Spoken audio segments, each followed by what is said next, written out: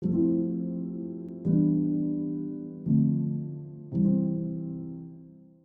winter is coming, atau mungkin saya katakan the winter is here.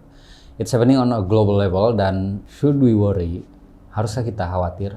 Atau mungkinkah ini adalah sebuah peluang? Fact-nya adalah banyak hal yang terjadi semenjak 2 tahun ke belakang.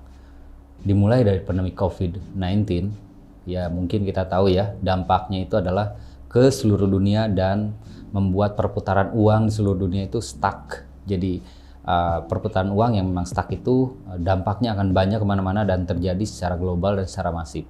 Dampak dari pandemi COVID ini banyak merembet ke berbagai sektor, termasuk supply dan demand menjadi tidak stabil, permintaan tinggi dan supply-nya sangat mungkin sangat terbatas karena memang kebutuhan untuk saat itu ketika pandemi banyak di mana-mana, bahkan termasuk di negara besar seperti China itu shutdown baik dari industri ataupun sektor yang lainnya, membuat supply semakin sedikit dan kebutuhan semakin meningkat. Dan dari situ tidak selesai, ada yang namanya inflasi. Inflasi yang semakin tinggi, bahkan tertinggi semenjak 41 tahun terakhir di Amerika.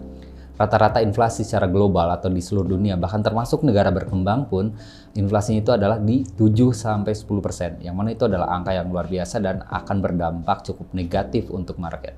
Inflasi tertinggi bahkan kalau di Amerika tertinggi selama 41 tahun ke belakang. Negara-negara besar atau negara-negara maju, inflasinya rata-rata average-nya itu antara 8-10%. Bayangkan, itu adalah angka yang luar biasa tinggi untuk sebuah angka inflasi. Bahkan inflasi tertinggi tercatat ada yang sampai 80 sampai dengan hampir 100%, termasuk Turki dan Argentina. Turki kita tahu ada kisaran 80% dan Argentina hampir 100%. Artinya apa? Masyarakatnya untuk membeli sesuatu, kebutuhannya itu meningkat, nilainya menjadi hampir 2 kali lipat. Dan itu dampaknya pasti akan untuk jangka panjang. Banyak perusahaan startup yang dibilang besar atau terbilang besar, tapi saat ini mengalami layoff. Mungkin hampir sama dengan PHK. Bedanya kalau PHK itu karyawan diberhentikan karena pelanggaran atau kesalahan, sedangkan layoff itu karena efisiensi, karena memang perusahaannya mengalami kemunduran untuk masalah profit dan yang lainnya. Tidak selesai sampai di situ, ada yang namanya eskalasi Rusia dan Ukraina.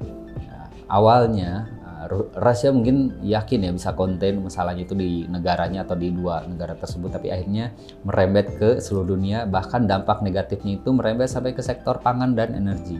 Rusia diembargo oleh blok barat atau Amerika ya, termasuk Eropa juga, tapi itu merembet akhirnya menjadi krisis energi dan berdampak bukan hanya di Eropa aja, tapi ternyata ke seluruh dunia ada impact-nya gitu kan.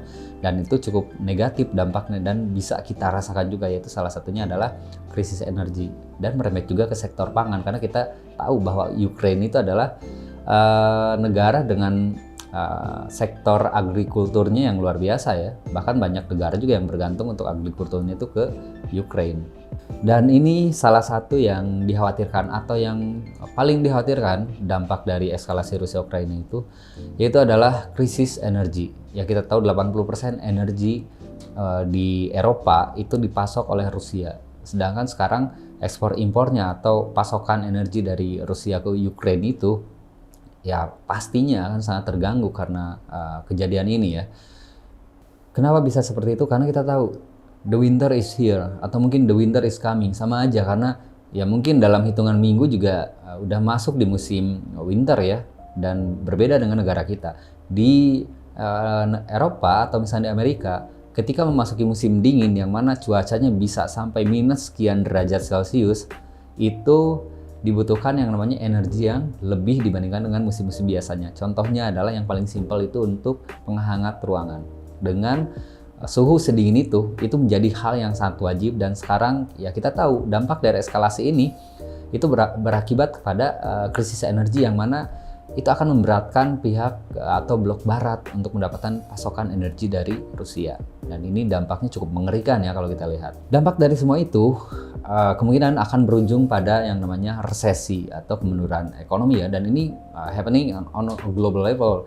Ini terjadi dalam skala masif dan global. Dari mulai inflasi yang tinggi, disambut dengan suku bunga yang terus dinaikkan, akhirnya supply demand juga terganggu, tidak stabil, supply sedikit, demandnya tinggi permintaannya, disambung lagi dengan eskalasi atau perang Rusia Ukraina, dan disambung lagi dengan beberapa hal yang lain, yaitu salah satunya adalah daya beli masyarakat yang memang cukup menurun kalau kita lihat. Dan yang paling dikhawatirkan lagi, dampak dari semua hal tersebut yang pernah terjadi atau yang sudah terjadi dari tahun 2020 itu adalah housing crisis. Ya, kalau mungkin pasti ada yang tahu lah yang namanya subprime mortgage. Nah, itu terjadi di Amerika tahun 2008. Ini pun sekarang dikhawatirkan akan terulang kembali dan dengan skala yang atau dampak yang lebih besar dibandingkan dengan tahun 2008. Bahkan ada beberapa analis yang mengatakan bahwa ini dampaknya bisa lebih besar atau bisa lebih mengerikan dibanding dengan krisis tahun 1998 ya.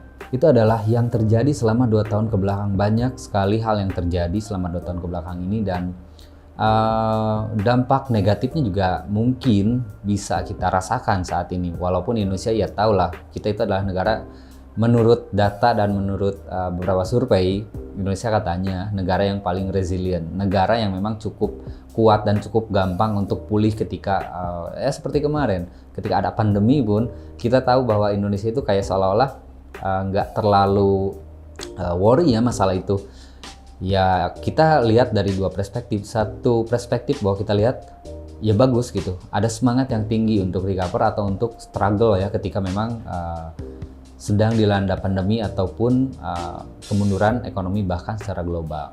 Tapi perspektif lain juga kita harus tetap melihat bahwa ini adalah sebuah threat atau ancaman, bahwa ini bukan suatu yang kecil, bukan terjadi di suatu wilayah atau negara tertentu, tapi ini akan terjadi atau kemungkinan akan terjadi di perekonomian secara global. Ya, mau tidak mau kita harus prepare atau harus mempersiapkan untuk bisa survive di kondisi seperti itu. Ini terjadi dalam skala global. Jadi ini adalah disaster atau opportunity. Should we worry? Haruskah kita khawatir? Ya, jika kita memang tinggal di daerah Eropa ataupun mungkin Amerika yang kemungkinan terdampak secara langsung dari eskalasi dan dari pandemi ya, dan dari merosotnya perekonomian global, karena perekonomian global ini sangat erat hubungannya dengan US dollar. Kita tahu juga US dollar sekarang lagi bubble-nya banget. Bahkan pihak Amerika sekarang atau The Fed sekarang berusaha sangat keras untuk menekan inflasi yang tinggi banget, 41 tahun itu ke belakang ini adalah yang tertinggi, all time high selama 41 tahun ke belakang. Dan itu sebenarnya hal yang perlu kita khawatirkan. Kenapa? Karena transaksi di dunia, seluruh dunia saat ini kan masih 80% itu masih menggunakan US dollar. Ya mungkin berbeda cerita untuk beberapa kasus kayak Rusia yang sedang diembargo, pembelian energinya itu harus menggunakan rubel dan yang lainnya. Tapi 80% transaksi yang terjadi saat ini menggunakan US dollar. Tapi jika kita adalah seorang trader forex, sebetulnya kita tidak perlu terlalu khawatir. Bahkan untuk seorang trader forex, this is an opportunity. Ini adalah sebuah peluang yang malah luar biasa besar. Kemungkinan siklusnya itu akan terjadi seperti yang terjadi pada awal pandemi tahun 2020, hanya saja dengan skala atau dengan ukuran yang jauh lebih besar. Ada peluang yang luar biasa yang mungkin nggak akan kita bisa dapetin lagi ketika market sedang dalam kondisi normal. Saya sendiri di sini punya beberapa hal yang sudah saya persiapkan, yang mungkin saya share juga, yang saya harap bisa bermanfaat ya buat teman-teman di luar sana. Yang pertama itu adalah optimize cash flow, atau kita mengoptimalkan cash flow kita dari mulai fixed income, dari mulai pendapatan kita atau penghasilan kita, apapun itu bentuknya, kita maksimalkan semaksimal mungkin, dan jangan tinggalkan juga apa yang memang sudah kita jalankan ya, atau misalkan kita sudah punya pekerjaan, kita tetap lakukan tapi maksimalkan. Karena apalagi kita adalah seorang karyawan, kita harus sangat-sangat memaksimalkan potensi kita dalam bekerja. Kemungkinan besar kan di Indonesia pun akan terjadi yang namanya badai PHK, atau banyak perusahaan-perusahaan yang akan mengurangi karyawannya, termasuk perusahaan-perusahaan besar. Dan memang itu sudah terjadi di Amerika, termasuk di sektor properti ya, itu udah banyak melanda di Amerika. Jadi yang saya lakukan yang pertama itu adalah memaksimalkan pendapatan yang memang sudah ada sebelumnya. Lebih bagus lagi kita coba cari side income atau penghasilan tambahan. Tujuannya adalah ketika penghasilan utama kita bermasalah, kita masih punya penghasilan dari penghasilan-penghasilan yang lain gitu kan. Jadi kita nggak akan terlalu terganggu juga. Kita masih bisa berjalan untuk sehariannya. Kebutuhan kita pun kemungkinan kan masih bisa tertutupi gitu. Dan poin yang kedua, saya akan memperdalam atau mempersiapkan knowledge saya di bidang yang memang sedang saya tekuni. Atau mungkin kalau teman-teman ada yang belum menekuni bidang yang saya tekuni, ya semua tahu kan bahwa saya di sini menekuni bisnis trading forex. Nah, bukan berarti saya sudah bertahun-tahun saya cukup sampai di situ, tidak. Justru semakin sini, semakin hari atau semakin lama saya di dunia forex, itu semakin banyak yang saya pelajari. Banyak hal baru, banyak hal menarik, bahkan banyak hal yang memang bisa bikin saya tuh lebih profitable di market forex. Jadi poin yang kedua ini, saya lebih mematangkan lagi atau mempelajari lagi tentang dunia atau market forex ini karena ada momentum dengan volatilitas yang luar biasa dan volume yang akan jauh lebih tinggi dibandingkan sekarang, dan itu butuh persiapan yang matang. Dan yang selanjutnya, ketika saya sudah cukup persiapan untuk knowledge dan yang lainnya, termasuk saya juga akan mempersiapkan juga dari metode trading yang saya gunakan atau metode cara transaksi yang saya gunakan, baik itu dari analisa fundamental ataupun analisa teknikal, saya akan lebih memaksimalkan lagi. Setelah itu saya akan menunggu wait for the market crash, atau saya akan menunggu market crash, karena memang itu sebetulnya yang mungkin akan terjadi di tahun 2023. Bisa dikatakan itu adalah catch the falling knife, atau ya menangkap pisau yang sedang jatuh. Ya betul, memang beresiko, tapi bukan berarti tidak memiliki peluang. Justru inilah peluang yang mungkin kita nggak akan dapatkan ketika market sedang normal, ketika perekonomian secara global itu tidak ya seperti ini gitu kan, masih biasa-biasa aja. Justru kalau seperti itu peluangnya biasa juga gitu. Justru karena seperti ini, saya mau memanfaatkan peluang yang ada di market forex. Tapi ya tentunya kita juga harus diimbangi atau dibarengi dengan ilmu dan persiapan yang matang. Untuk itulah di poin yang sebelumnya saya menjelaskan bahwa saya akan mempelajari lagi knowledge saya dan akan mempersiapkan lagi lebih detail lagi, lebih matang lagi untuk metode transaksi. Analisa saya baik itu secara fundamental ataupun secara teknikal. Dan semua itu setelah saya persiapkan, hal yang terbaik yang bisa saya lakukan dan yang mungkin teman-teman pun bisa lakukan ya. Even teman-teman adalah seorang yang masih cukup awam atau masih awam banget di dunia trading forex ini, tapi bisa sebetulnya. Karena ada metode yang terbaik, yaitu learning by doing. Nggak usah khawatir sebetulnya, karena ketika teman-teman jatuhnya ke DDMax atau datangnya ke DDMax, DDMax itu adalah sebuah perusahaan broker atau perusahaan pialang berjangka yang benar-benar punya edukasi atau mendedikasikan hampir sebagian besar effortnya itu adalah untuk edukasi, dengan tujuan agar bisa mengayomi dan mengcover teman-teman yang masih awam di dunia forex dan mau terjun ke market forex. Jadi ya nggak usah takut kalau teman-teman datang ke DDMax, itu udah pasti dibimbing step by step dari nol, dari awam banget sampai bisa menjadi seorang trader yang mandiri. Dan itulah yang dibutuhkan untuk seorang trader pemula untuk saat ini. Sebetulnya masih ada waktu menjelang 2023 untuk mempersiapkan semua itu. Itulah kenapa dari beberapa minggu yang lalu, dari beberapa konten yang sebelumnya, saya lebih fokus untuk membahas masalah resesi dan keuangan atau financial secara global ya. Karena kemungkinan akan terjadi sesuatu yang cukup besar gitu. Even ini nggak terjadi sesuatu pun di tahun 2023, ya bagus, saya bersyukur banget gitu kan. Cuman tidak ada salahnya kita memperbaiki financial management kita dari sekarang. Toh ketika tidak terjadi apa-apa di tahun 2023 ya nothing tulus ya, kita juga nggak rugi apa-apa. Bahkan secara finansial manajemen kita jadi lebih bagus. Dan ada kemungkinan peningkatan income kita kan. Ketika kita terjun ke forex, itu kan orientasi akhirnya itu adalah meningkatkan penghasilan. Dengan catatan sekali lagi, jangan tinggalkan yang memang sudah dilakukan atau jangan tinggalkan pendapatan utama yang memang sudah punya sebelumnya. Hal-hal tersebut adalah yang saya persiapkan dari jauh-jauh hari sebetulnya. Saya membuat konten atau video-video seperti ini sebenarnya udah dari kisaran 3 bulan yang lalu. Semenjak saya lihat bahwa awalnya mungkin saya lihat ini ada bencana atau pandemi ya, tahun 2020 ya tahu itu pun dampaknya nggak akan, atau dampak negatifnya nggak akan selesai sampai tahun sekarang. Mungkin akan 2, 3, 5 tahun ke depan itu masih akan kerasa dampaknya itu. Pandeminya mungkin udah nggak terlalu kedengeran, tapi dampaknya itu masih cukup panjang. Awalnya saya nggak terlalu worry untuk hal itu karena ya udahlah, ini udah ada jalurnya mau seperti apa gitu kan, kita tinggal mengikuti, perbaiki, lebih hati-hati dalam mengelola keuangan. Tapi ternyata di Februari tahun 2022 ini gitu kan, di tanggal 28 kalau nggak salah, itu kan hari pertama Rusia memutuskan untuk menyerang Ukraine. Dan kalau kita lihat di market forex gitu kan, itu crash dan gede banget crashnya, itu sampai puluhan poin. Kalau teman-teman yang udah trading, sebenarnya itu adalah pergerakan yang luar biasa di market forex. Dan itu hanya sekilas gambaran dari apa yang mungkin terjadi di tahun 2023. Di situ aja kalau kita manfaatin, kita sebenarnya udah bisa dapatkan profit yang memang luar biasa besar. Hitungan dasarnya, awamnya banget tuh kayak gini. Kalau saya open posisi transaksi di market forex, anggaplah 100 poin naik dalam satu hari. Saya melakukan transaksi dengan lot paling kecil atau volume transaksi paling kecil 0,10 kita anggap. Itu udah bisa dapat 1.000 sampai 1.500 dolar, tergantung dengan lot yang kita gunakan juga ya. Itu gede banget sebenarnya untuk ukuran satu hari penghasilan di market forex, bisa mendapatkan 10 sampai 15% dalam sehari. Jadi ketika banyak orang yang khawatir, ya memang secara global kita juga khawatir sebenarnya dengan kondisi yang sedang terjadi saat ini, apalagi presiden kita sendiri pun, termasuk Menteri Keuangan negara Indonesia pun sudah nge-warning sebetulnya, hati-hati, harus lebih bijak, harus lebih baik dalam mengelola keuangan, karena tahun 2023 itu, ini secara global ya, dunia bukan Indonesia aja, potensi kemunduran ekonominya sangat besar.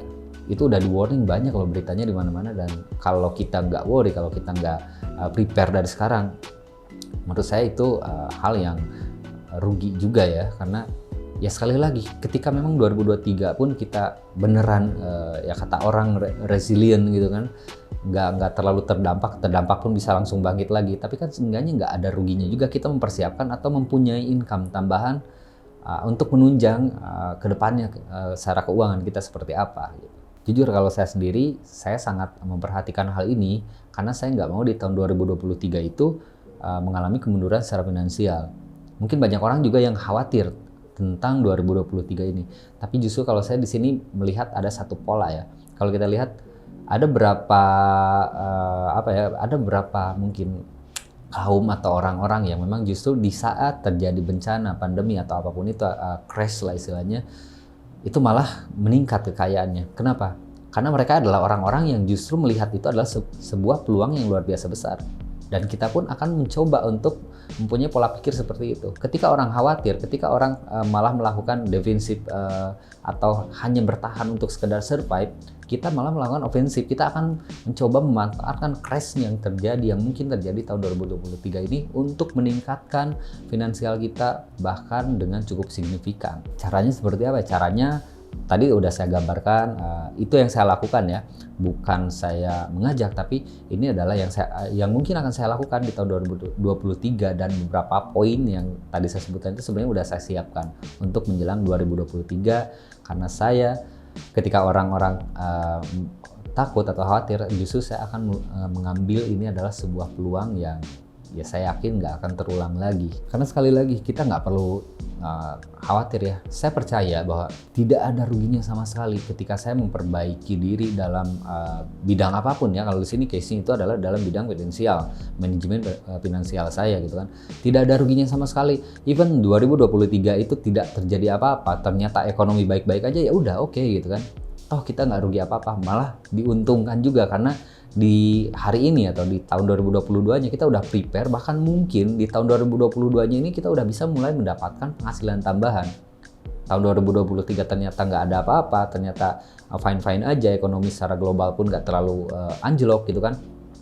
Ya udah gitu kan, malah kita kan tahun 2023 kesananya malah dapat penghasilan tambahan. Ya salah satunya yang saya lakukan itu, yang paling saya fokuskan itu adalah di market forex gitu. Istilahnya ya nothing tulus lah. Saya pernah bilang kalau teman-teman ada yang nonton video podcast saya sebelumnya, saya pernah bilang bahwa ya ada satu quote yang menarik yang saya dapat juga dari seorang pebisnis lah istilahnya.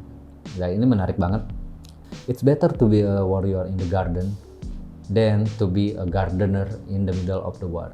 Lebih baik kan kita jadi seorang warrior di tengah kebun, jadi seorang prajurit di tengah kebun, dibanding jadi seorang tukang kebun di tengah perang. That's the point yang pengen saya sampaikan. Semoga bisa difahami dan semoga bisa bermanfaat. Kalau teman-teman ada yang mau belajar, ada yang mau mulai serius di market forex, sebetulnya gampang, tinggal datang aja ke Didimax.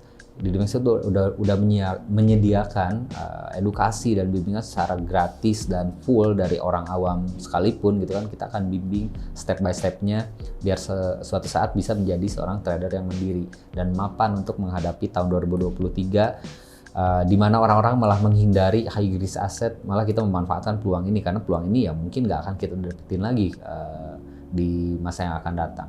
Sekian dari saya Syam. Sampai jumpa lagi di kesempatan selanjutnya.